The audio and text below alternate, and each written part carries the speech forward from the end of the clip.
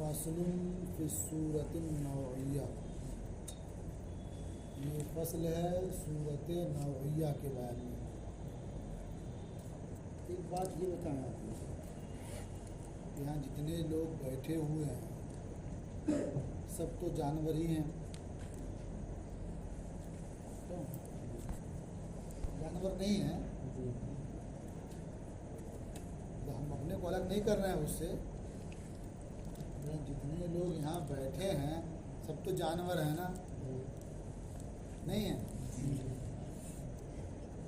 क्यों सब कुछ हुआ वाला जानवर होने में? जानवर का मतलब क्या हो? जान वाला, जानदार, जानदार ही ना है। तो कहते हैं ताकतवर, ताकत वाला, जानवर, जान वाला। तो सब जो है जानवर है ना। तो जानवर कहने लगा अच्छा न लगता हो, हैवान सब है कि नहीं? इसमें ज़रा खराब लगेगा, हैवान ज़रा मुहज़्ज़ब हो गया ना। हालांकि हैवान का माना जानवर ही होता है एक तरह से। जितने बैठे हैं सब हैवान है ना। और जो भी हैवान हैं वो दो जुज़ से मुरक्कब होते हैं। कौन दो जुज़ हैं?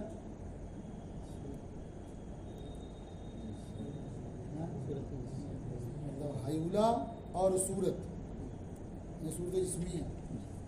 सब में दो चीज़ें हैं ना। ये और आम है लेकिन ज़रा कम को लेके चलने से समझना आसान रहे। दो जिससे मुरक्कब है ना। तो जितने लोग यहाँ मौजूद हैं सब हैवान हैं, जिस्म है, दो चीज़ों से मुरक्कब हैं, हयूला और सूरत से। लेकिन क्या एक दूसरे से मिल जाता है या सब मुमताज़ हैं दूसरे से? सब मुमताज़ हैं ना। तो ये दूसरे से मुमताज़ कैसे होते हैं? इतने लोग हैं सब मिल नहीं रहे आपस में ना, सब अलग अलग है ना। तो ये मुमताज़ कैसे होते हैं दूसरे से?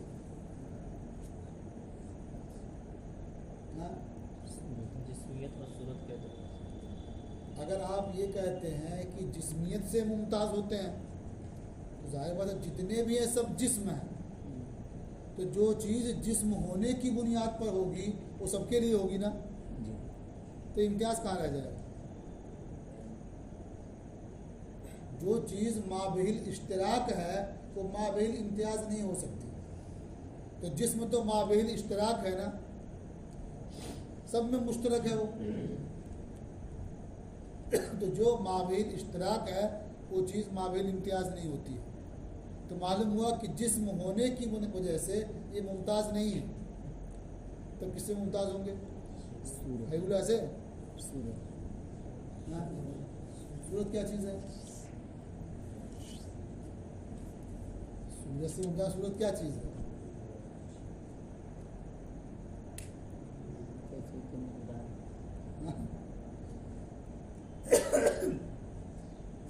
जाहिर बात है अगर ये कहते हैं हयूला की वजह से इम्तियाज़ है, ये भी सही नहीं होगा। क्योंकि हयूला तो हर एक के अंदर मौजूद है, सबके साथ है हयूला, तो वही माबिल इश्तराक है। तो माबिल इम्तियाज़ तो हो नहीं सकता। तो मालूम हुआ कि जब ये इम्तियाज़ ना तो हयूला की बुनियाद पर है ना सूरत की बुनियाद पर है, तो ज़रूर किसी और अम्र की बुनियाद पर होगा। समझे ना? अब वो अम्र या तो खारिज होगा या दाखिल होगा। अगर कहते हैं कि वो खारिज है, ये भी सही नहीं हो सकता। इसलिए कि जो चीज़ खारजी होगी कब तक साथ रहेगी? जब साथ छूटेगा इम्तियाज़ ख़त्म हो जाएगा। है कि ऐसा नहीं होता है ना? इम्तियाज़ बाकी रहता है ना। तो मालूम हुआ कि इम्तियाज़ जो होता है वो किसी ऐसे अमर की बुनियाद पर जो ज़ात ही के साथ है। वो है क्या? वही है सूरत नौइया। समझा ना? सूरत नौइया से अलग अलग नावों का इम्तियाज़ हो जाता है, अलग अलग शनाख्त हो जाती है। समझ आ रही है? देखिए फसलुन फी सूरत नौइया, ये फसल है सूरत नौइया के बयान में। इअलम अन्ना लिकुल्लि वाहिदिन मिनल अजसामि तबीइया सूरतन उखरा, आप जानें कि अजसाम तबइया में से हर जिस्म के लिए एक दूसरी सूरत है सूरत जिस्मिया के अलावा। इसलिए कि जिस्मिया है वो तो पहले पढ़ चुके आप लोग, तो सूरत जिस्मिया के अलावा एक दूसरी सूरत भी है। अब कैसे मालूम हुआ कि दूसरी सूरत भी है? कहते हैं लिअन्ना इख्तिसासा बादिल अजसाम बेबादिल अहयाज दूनल बाज़, इसलिए कि बाज़ अजसाम का इख्तिसास बाज़ अहयाज के साथ, बाज़ को छोड़ करके, बाज़ अहयाज में है बाज़ में नहीं है, तो बाज़ का इख्तिसास हुआ कि यहाँ रहेंगे या नहीं रहेंगे। इख्तिसास जो है ये किस बुनियाद पर है? कहते हैं लैसा ले अमरिन खारिजिन, ये किसी अमर खारिज की बुनियाद पर नहीं है, वला ले हयूला, और ना ही हयूला की बुनियाद पर है। तो अब क्या होगा? फ़हीनइज़िन इम्मा अन यकूना लिल जिस्मियत, या तो ये इख्तिसास जिस्मियत आम्मा की बुनियाद पर होगा या किसी दूसरी सूरत की बुनियाद पर होगा। ला सबील अल अव्वल, अव्वल की जानिब कोई राय नहीं। जिस्मियत आम्मा की बुनियाद पर हो ये नहीं हो सकता, क्योंकि जिस्मियत आम्मा सब में है ना, तो जो चीज़ उसकी बुनियाद पर होगी वो सब में पाई जाएगी। तो अगर जिस्मियत आम्मा का तकाजा कि यहाँ रहे तो सारे अजसाम वहीं न रहेंगे। वइल्ला लश्तरकतिल अजसाम कुल्लुहा फी ज़ालिका, वरना तमाम अजसाम उसी हय्ज़ में मुश्तरक हो जाएंगे। फ़तअय्यन तानी, तो दूसरी सूरत मुतअय्यन हो गई। वो क्या है कि दूसरी सूरत की बुनियाद पर इम्तियाज़ हो रहा है, इख्तिसास हो रहा है, वहुवल मतलूब, और वही मतलूब है। असल सूरत नौइया भी एक दर्जा ऊपर की चीज़ थी। अजसाम में समझाने के लिए हमने आप लोगों को लिया कि इम्तियाज़ है अलग अलग, तो किसी अमल की बुनियाद पर है जो साथ में है। जैसे पानी, ये भी जिस्म है ना, उसके लिए भी सूरत जिस्मिया है, उसके लिए भी हयूला है। आग, ये भी एक जिस्म है, इसके लिए भी सूरत जिस्मिया है और हयूला है। लेकिन आप देखते होंगे कि आग का हय्ज़ अलग है और पानी का हय्ज़ अलग है। अब कैसे मालूम कि दोनों का अलग अलग है? इसलिए कि आग की तबीयत चाहती है ऊपर जाने की, आग की चाहती है ऊपर जाने की, और पानी की तबीयत चाहती है नीचे आने की।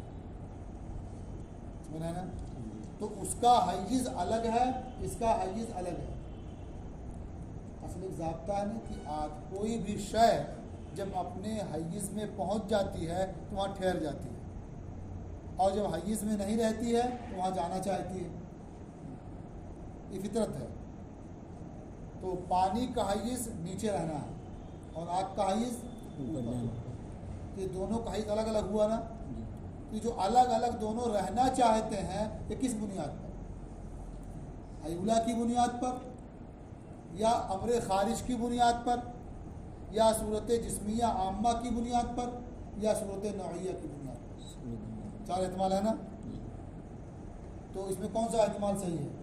सूरत नौइया की बुनियाद पर। बाकी तीन कैसे गलत है?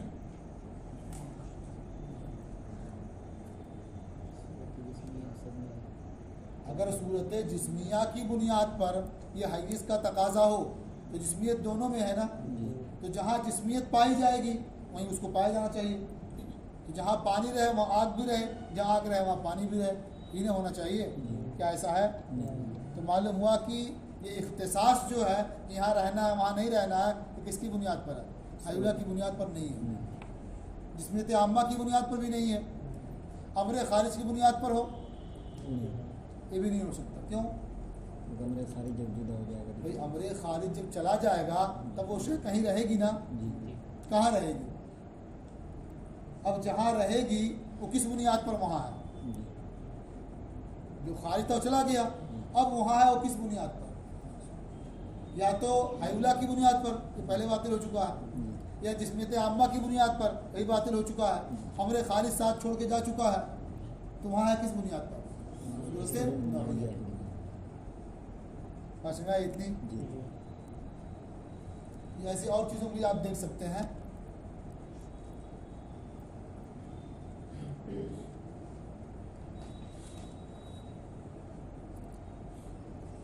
जैसे यहाँ इतने तलबा पढ़ते हैं ना,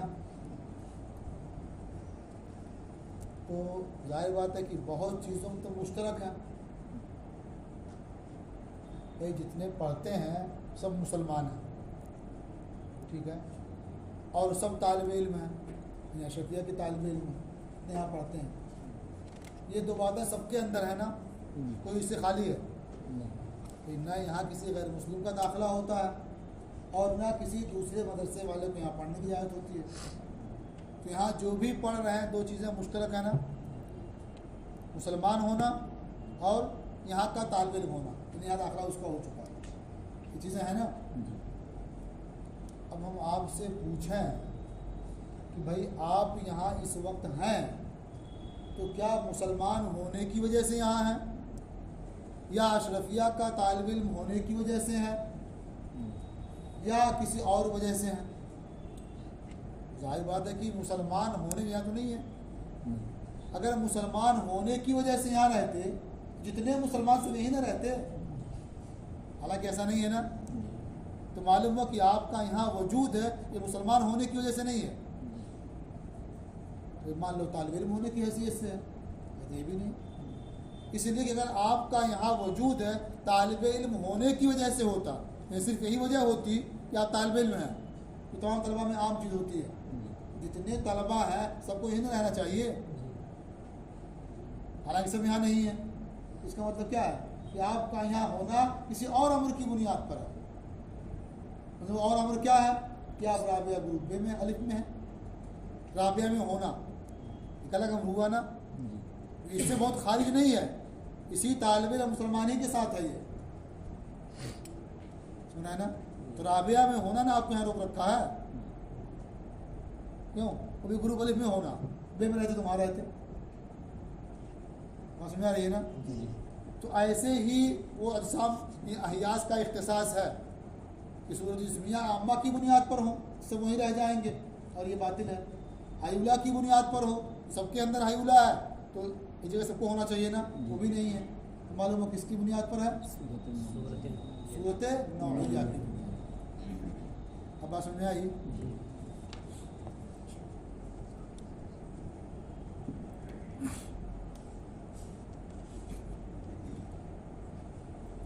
ये समझ जाओ कि यहाँ जो है इस मिसाल में मुसलमान होना ये हायुला की तरह से है और तालिब इल्म होना ये सूरत जिस्मिया की तरह से है यहाँ के तलबा के लिए। और ये इख्तिसास जो अहियास के साथ हो रहा है, बाज़ दरसगाहों के इख्तिसास है किस बुनियाद पर? दर्जे की बुनियाद पर, है ना। तो सूरत नौइया के दर्जे मसलन मतलब बिल्कुल वही नहीं है, वही मत समझिएगा, ये सिर्फ समझाने के लिए है।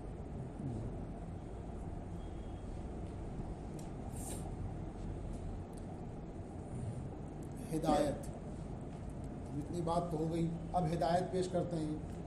जाहिर बात है हिदायत कहाँ दी जाती है? जहाँ गुमराही वही ना, वही रास्ता कहाँ दिखाएंगे? जहाँ भूला हुआ आदमी। तो कभी ऐसा होता है कि आदमी वाकई भूल जाता है तब रास्ता दिखाया जाता है, और कभी लगता कहीं भूल ना जाए तब भी रास्ता बताया जाता है। क्यों? ये रास्ता आप किसी को बताएं तो लाजिम नहीं कि भूल चुका है वो, आपको लगता है कि भूल जाएगा तब भी आप बता देते हैं, समझ रहे हैं ना, या भूल गया हो तब बताते हैं आप।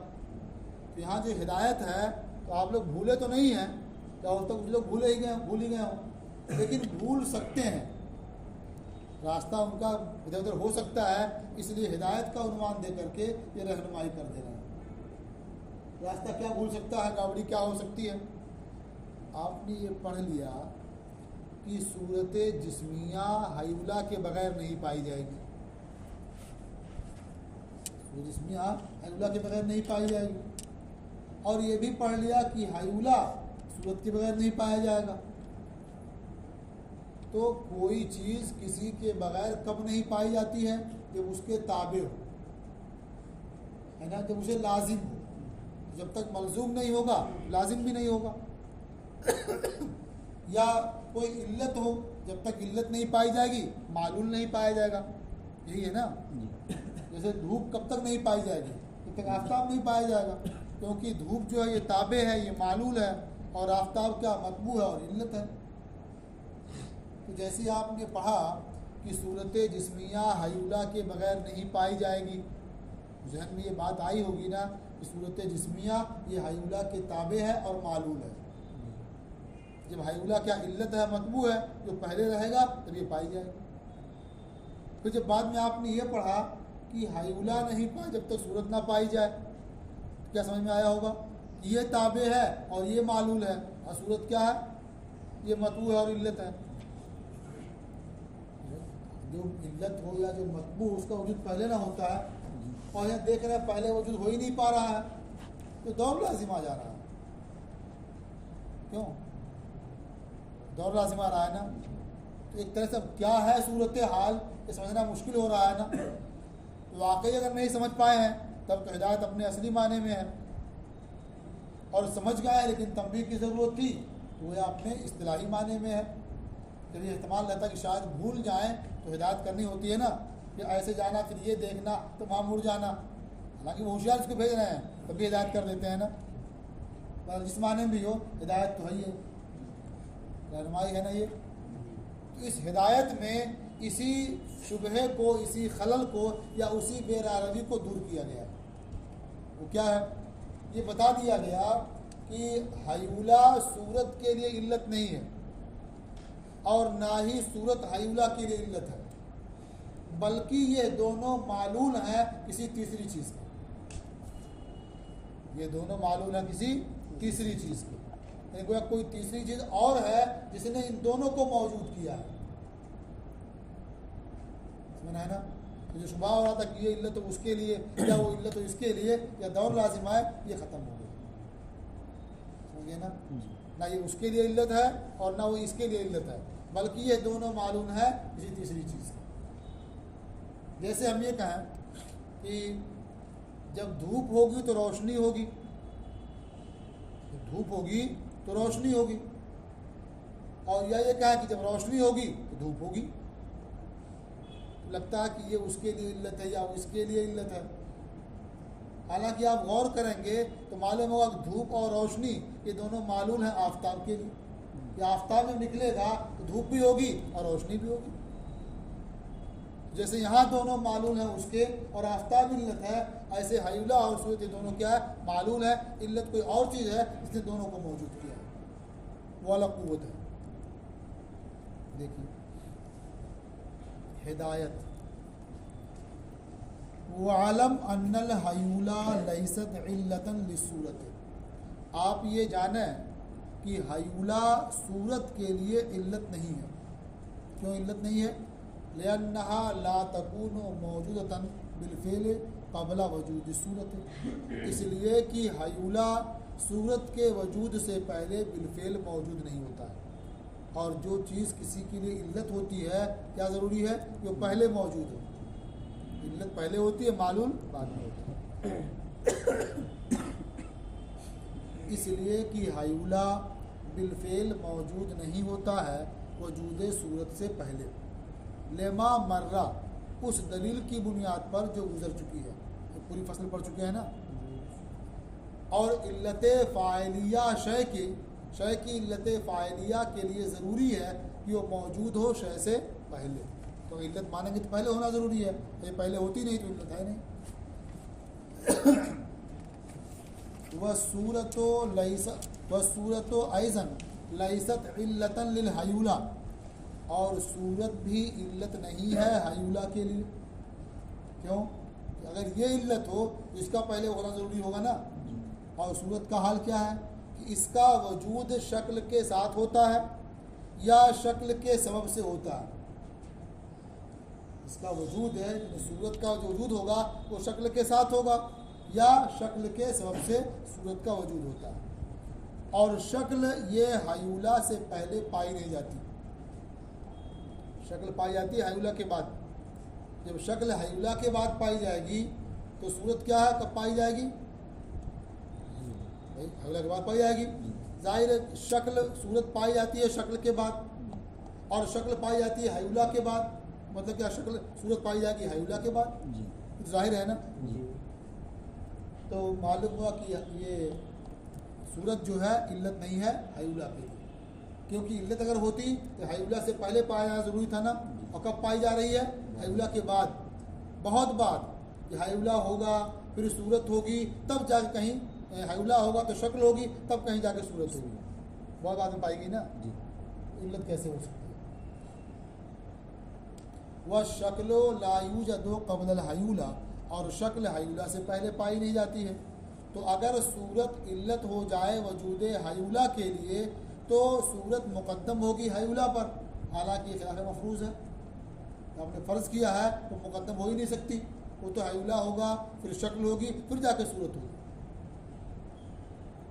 फ़इज़न वजूदो कुल्लिन मिनहुमा अन सबबिन मुनफ़सिलिन, तो अब इस सूरत में दोनों में से हर एक का वजूद, यानी हयूला का वजूद और सूरत का वजूद, हर एक का वजूद सबब मुनफ़सिल से है। यानी ना इसका वजूद उससे है ना उसका इससे है, बल्कि इन दोनों का वजूद इस तीसरे सबब से है। अच्छा, अब ये हो गया कि तीसरे सबब से है, तो अब मोहताज तो तीसरे के हुए, क्या इनके आपस में भी एहतियाज है या नहीं है? तो कहते हैं इनके आपस में भी एहतियाज है, इसलिए कि अगर एहतियाज ना होता इनके आपस में तो फिर इख्तिरान भी नहीं होता, क्योंकि बग़ैर एहतियाज के इख्तिरान नहीं हो सकता। क्योंकि कितनी ज़ाहिर बात है कि अगर ज़रूरत ना हो दूसरे से मुलाकात ना हो इंसानों में, समझ रहे हैं ना। तो इख्तिरान और इत्तिसाल कब होता है? जब ज़रूरत होती है, और ज़रूरत अगर ना हो, एहतियाज ना हो तो इख्तिरान नहीं होता है, समझ रहे हैं ना। आप चंद गोलियां ले लीजिए, कांच की गोलियां खेलते देखते होंगे ना, चंद गोलियां ले लीजिए, इकट्ठा रखे रहिए, जैसे आप गिराएंगे सब बिखर जाएंगे, क्योंकि एक दूसरे को मुहताज नहीं है, मुहताज नहीं है। जैसे छुटकारा मिलेगा अलग अलग, कौन ताबे है किसी के, समझिए ना। और अगर एक दूसरे को एहतियाज हो तो अलग अलग रखें भी, जब छोड़ देंगे तो इकट्ठा हो जाएंगे तलाश करके। तो इत्तिसाल और इख्तिरान है, ये एहतियाज का मुतकाज़ी है। जब हाजत होगी तब इख्तिरान होगा, समझ रहे हैं ना। तो अब यह है कि हयूला सूरत से बेनियाज नहीं है, वलैसतिल हयूला गनीयतन अन सूरत मिन कुल्लिल वजूह, हयूला सूरत से मिन कुल्लिल वजूह बेनियाज नहीं है। लेमा बैन्ना, उस दलील की बुनियाद जो हम पहले बयान कर चुके हैं, क्या अन्नहा ला तक़ूम बिलफ़ेल बिदून सूरत, कि हयूला सूरत के बगैर बिलफ़ेल कायम ही नहीं होता है, और सूरत भी हयूला से बेनियाज नहीं है मिन कुल्लिल वजूह। उस दलील की बुनियाद जो हम बयान कर चुके हैं, क्या कि सूरत ये हयूला की सूरत ये पाई नहीं जाती है बगैर शक्ल के, और शक्ल ये मोहताज है हयूला की। तो हयूला ये मोहताज हुआ सूरत का अपनी बका में, और सूरत मोहताज हुई हयूला की अपने तशक्कुल में। तो मालूम हुआ कि दोनों एक दूसरे के मोहताज हैं अलग अलग जहतों से, और जब एहतियाज अलग अलग जहतों से हो तो दौर नहीं होता है। एहतियाज अलग अलग जहतों से हो तो दौर नहीं होता है। जैसे मिसाल के तौर पर चंद बच्चे पढ़ते हैं, दो लोग एक दूसरे के दोस्त हों, दोस्त जब होंगे तब भी कोई एहतियाज होगा। मिसाल के तौर पर एक बच्चा बहुत मालदार है लेकिन पढ़ने में ज़रा कमज़ोर है, और एक बच्चा जो है बहुत गरीब है, मुहताज है, लेकिन पढ़ने में बहुत अच्छा है, और दोनों में दोस्ती है। दोस्ती में क्या है? दोनों के एहतियाज है। उसे जो पढ़ना इसको आता है, पढ़ाएगा हमको, सहारा बनेगा हमारे लिए, और इसे उसकी ज़रूरत है, हमें अखलाक की ज़रूरत होगी कि हमारे लिए सहारा बनेगा। तो दोनों मुहताज दूसरे के हैं ना, लेकिन ये दौर लाजिम नहीं आएगा, इसलिए कि इसका एहतियाज अलग जहत से है और उसका एहतियाज अलग जहत से है। ये मुहताज है उसका पढ़ने में, और ये मुहताज है उसका अखराजात में, अलग जहत हो गई ना, दौर लाजिम नहीं आएगा। तो ऐसे हयूला और सूरत है, ये हयूला सूरत की भी मुहताज है, और सूरत क्या हयूला की मुहताज है, लेकिन अलग अलग जहतों से। इतनी बात समझ में आ गई? देखिए गौर कीजिएगा।